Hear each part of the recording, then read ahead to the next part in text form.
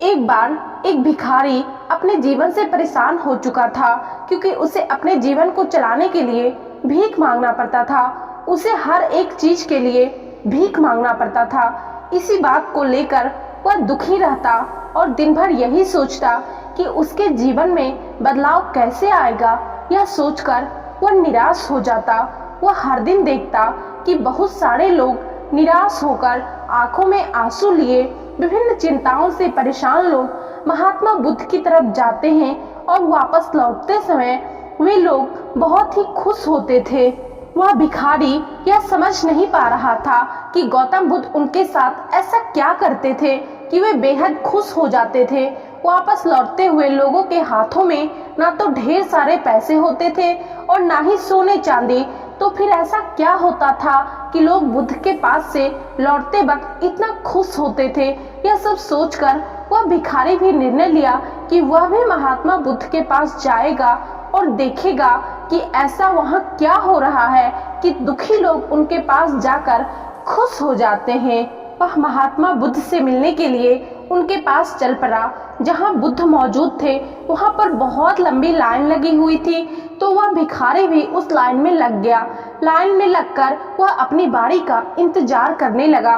देखते ही देखते उसकी बारी आई और उसने बुद्ध से कहा, बुद्ध, मैं बहुत ही गरीब हूँ, मेरे पास कुछ भी नहीं। मुझे अपना जीवन चलाने के लिए दूसरों से भीख मांगनी पड़ती है। अब आप ही बताइए, मैं अपने जीवन को कैसे बेहतर कर सकूं?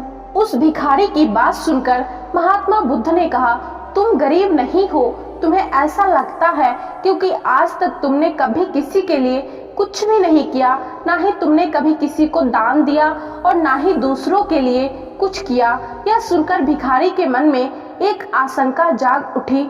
अपनी आशंका को दूर करने के लिए भिखारी ने पूछा, मैं तो एक भिखारी हूँ, मैं लोगों को दान कैसे दे सकता हूँ और कैसे लोगों की सहायता कर सकता हूँ?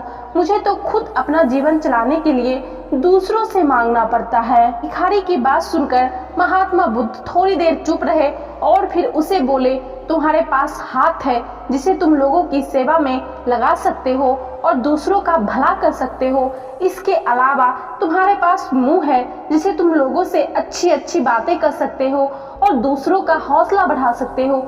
यह सब करके भी तुम दूसरों की सहायता कर सकते हो। जरूरी नहीं कि दान सिर्फ पैसों से किया जाए। हम चाहे तो शिक्षा का भी दान कर सकते हैं, चाहे तो अन्न का भी दान कर सकते हैं। ऊपर वाले ने अगर किसी को पूर्णतः अच्छा शरीर दिया है तो वह गरीब नहीं है, बस वह दिमाग से गरीब है। उसे इस विचार से हटकर दूसरों की सेवा में लगाना चाहिए। महात्मा बुद्ध की यह बातें सुन लेने के बाद वह भिखारी बहुत ज्यादा खुश हो गया और उसका मन अब संतुष्ट था। दोस्तों, हमें इस कहानी से ये सीखने को मिलती है कि हम सब इस बात की चिंता में समय बर्बाद करते हैं कि हम गरीब हैं, लेकिन यह सत्य नहीं है। सत्य तो यह है कि जब हमारा शरीर पूरी तरह से बेहतर है तो हम उसका उपयोग करके आगे बढ़ सकते हैं और खुद के जीवन को बेहतर बना सकते हैं। अगर कोई व्यक्ति सिर्फ अपनी गरीबी पर ध्यान दे और उसे बदलने की कोशिश ना करे तो वह मूर्ख है। इसके अलावा हमें एक सीख यह भी मिलती है कि दान सिर्फ धन का नहीं, शिक्षा, भोजन, अच्छे विचार आदि का भी किया जा सकता है।